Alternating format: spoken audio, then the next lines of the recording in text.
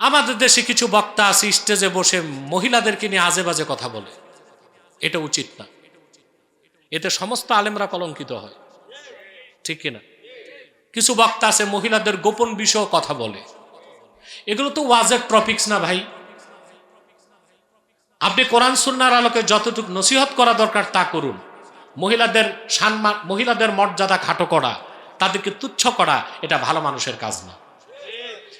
বুখারী শরীফের হাদিস, আল্লাহর হাবিব সাল্লাল্লাহু আলাইহি ওয়াসাল্লাম ইরশাদ করেছেন, মা আকরামান নিসাআ ইল্লা কারীম ওয়া মা আহানাহা ইল্লা লাঈম। আমার উম্মতের মধ্যে চরিত্রবান জ্ঞানী মানুষ, পরম সহিংস মানুষ নারীদেরকে সম্মান করে, আর যে ব্যক্তি নিন্দিত লানতপ্রাপ্ত কবিনা, সে নারীদেরকে অপমান করে। এই কাজটা করবেন? তাহলে আপনার স্ত্রী যদি বারবার মেয়ে জন্ম দেয়, তার সাথে রাগ করবেন? হুকুম কার? কারিগরকে? ভূমিকা কার? আপনার। ভূমিকা কার? আর মেয়ে হওয়া তো ভালো, মেয়ে হওয়া কি খোঁজ খবর। সুবহানাল্লাহ। আল্লাহর হাবিব সাল্লাল্লাহু আলাইহি ওয়াসাল্লাম ইরশাদ করেছেন,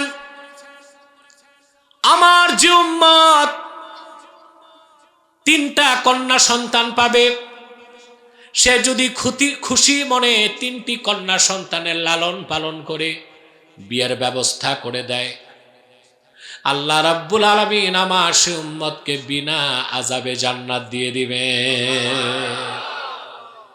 কয়টা কন্যা?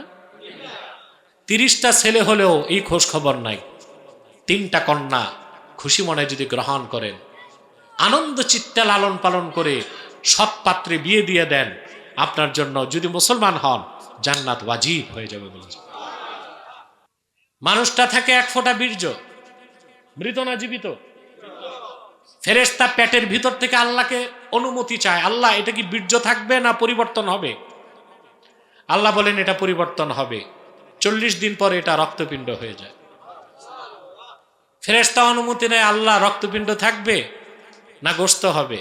আল্লাহ বলেন গোশতপিণ্ড হবে। ফেরেশতা জিজ্ঞেস করে, মুখাল্লাকাতুন আও গায়রু মুখাল্লাকা, মালিক পরিপূর্ণ মানুষের আকার ধারণ করে দুনিয়ায় আসবে না রক্ত হিসেবে ভেঙ্গে দিব? আল্লাহ বলেন মুখাল্লাকা, আর মানুষটা নষ্ট হয় না, সুন্দর গঠন নিয়ে পৃথিবীতে আসে।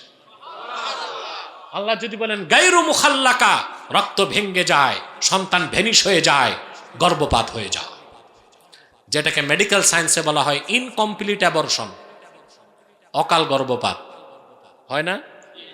অকাল গর্ভপাত হলে, একবার রক্ত ভেঙ্গে গেলে দুনিয়ার সমস্ত বিজ্ঞানী মিলে সন্তানটা বাঁচাতে পারবে?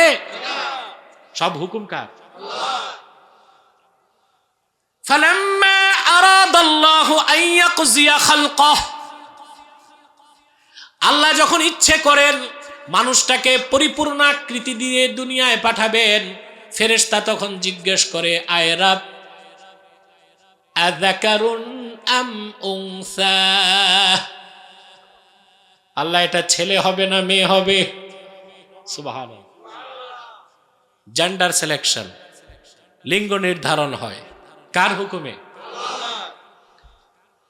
কেন ছেলে হয় কেন মেয়ে হয় বিজ্ঞান একটা ব্যাখ্যা দিয়েছে, কিন্তু বিজ্ঞানের ব্যাখ্যাটা অস্পষ্ট, অপরিপূর্ণ।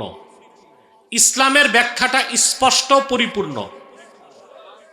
বিজ্ঞান কি বলে? বিজ্ঞান বলে যে পিতার বীর্যে ক্রোমোজোম থাকে, ক্রোমোজোমে থাকে XY, কি থাকে?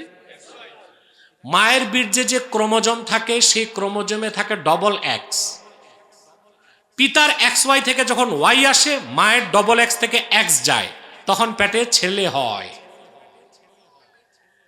পিতার XY থেকে যখন X আসে, মায়ের XX থেকে X আসে, 2X জোড়া লাগলে মেয়ে হয়।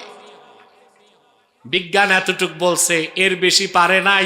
জোড়া কে লাগায় এটার জবাব বিজ্ঞানের কাছে নাই, এটা আছে কোরআন হাদিসে। ওই যে আল্লাহ ফেরেশতা পাঠান, ওই ফেরেশতা আল্লাহকে জিজ্ঞেস করেন, আল্লাহ ছেলে হবে না মেয়ে? আল্লাহ বলেন ছেলে। তখন ফেরেশতা পিতার XY থেকে Y নেয়, মায়ের XX থেকে X নেয়, XY জোড়া লাগায় দেয়, পুত্র সন্তান হয়ে যায়। আল্লাহ যখন বলেন মেয়ে হবে, ফেরেশতা এক্স ওয়াই থেকে এক্স নেয়, আর মায়ের ডবল এক্স থেকে এক্স নেয়, 2x জোড়া লাগালে কি হয়ে যায়? মেয়ে হয়ে যায়। তাহলে কোনটা সেরা? কি বিজ্ঞানটা কোরআন, সবকিছুর ঊর্ধ্বে কি কোরআন সুন্নাহ? জোরে বলেন, মনে থাকবে। কোরআন হচ্ছে আনলিমিটেড অসীম, বিজ্ঞান হচ্ছে লিমিটেড সসীম। সসীম বিজ্ঞান দিয়া অসীম কোরআনকে যাচাই করা যায় না, অসীম কোরআন দিয়ে সসীম বিজ্ঞানকে জাস্টিফাই করা যায়। ঠিক কিনা বলেন?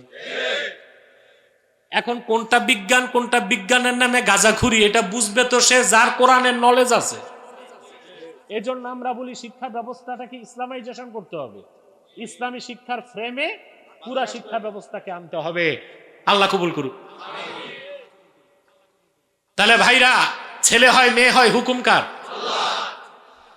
কারিগরকে? ফেরেশতা। ভূমিকা কার? পিতার না মাতার? পিতার। ছেলে হবে না মেয়ে হবে, এক্স ওয়াই, এই চালান আছে শুধু বাবার কাছে, মার কাছে তো ডবল এক্স, মার কাছে তো পুঁজি নাই। পুঁজি কার কাছে? ছেলে হবে না মেয়ে হবে, পুঁজি কার কাছে? হুকুম কার? কারিগরকে। ভূমিকা কার? বাবার। তাহলে যেই মহিলাটা বারবার কন্যা সন্তান জন্ম দেয়, তাকে তোমরা গালিগালাজ করো কেন? করে না? গ্রাম দেশে যে মেয়ে ছেলে জন্ম দেয় না, শুধু মেয়ে জন্ম দেয়, তার উপর জুলুম করা হয়, বাপের বাড়ি পাঠায় দেয়, তুমি চলে যাও। মরদটা আর একটা বিয়ে করে, কেন বিয়ে করছে? কয় ছেলে নাই। তো তোমার বউয়ের তো কোনো দোষ নাই, হুকুম তো আল্লাহ, জোড়া লাগায় ফেরেশতা। ভূমিকা তোমার, ছেলে হবে না মেয়ে হবে, চালান তো তোমার কাছে এক্স আর ওয়াই, মেয়ের কাছে তো চালান নাই। তো অন্যায় ভাবে তুমি মেয়েটাকে জুলুম করলে, কাল কিয়ামতের দিন আল্লাহর কাছে তোমাকে জবাবদিহিতার সম্মুখীন হতে হবে। কটাক্ষ করে, মেয়েকে অপমান করে, বলে তোমার পেট ভালো না। মা বোনেরা শুনে রাখো, যদি স্বামী তোমাকে বলে পেট ভালো না, তুমি বলবা তোমার জাত ভালো না। কারণ এক্স ওয়াই তো তোমার কাছে, ছেলে হবে না মেয়ে হবে, পুঁজি কার কাছে? স্বামীর কাছে। আমার কাছে তো আল্লাহ দেন নাই, তো আমার জাত পেট ভালো আছে, তোমার জাত ভালো না। তোমার ক্রোমোজোম থেকে ওয়াই আসে না, শুধু এক্স আসে। কথা বুঝেন নাই? সাবধান, স্ত্রীদের উপর জুলুম করবেন না, অপমান করবেন না, অপদস্থ করবেন না। সে তার পিতা, ভাই, বোন, মা সব ছেড়ে আপনার সংসারে চলে আসে। আল্লাহর পক্ষ থেকে সে আপনার কাছে আমানত, তার খোরপোশ দেওয়া, তার সম্মান দেওয়া, তার মর্যাদা দেওয়া, তার অধিকার রক্ষা করা আপনার উপর ওয়াজিব। ঠিক কিনা বল? গ্রাম দেশে কিছু বিকৃত মস্তিষ্কের পুরুষ তার স্ত্রীকে পাগলের মতো পিটায়, এমন পিটা কনি দেয় জিহ্বা বের করে ফেলে। আপনার স্ত্রীকে আপনি শাসন করতে হলে তার লিমিটেশন আছে। যদি চরিত্র নষ্ট করে, তখন আপনি জোরে আঘাত করতে পারবেন না, দুইটা অপশন। মুখে মারতে পারবেন না, আস্তে মারবেন যেন দাগ না হয়। সহ্য না হলে চরিত্র নষ্ট করছে, তালাক দিয়ে দিবেন, কিন্তু তাকে বেঁধে পিটাবেন এই অধিকার আপনার নাই। মনে থাকবে? কথা বলেন।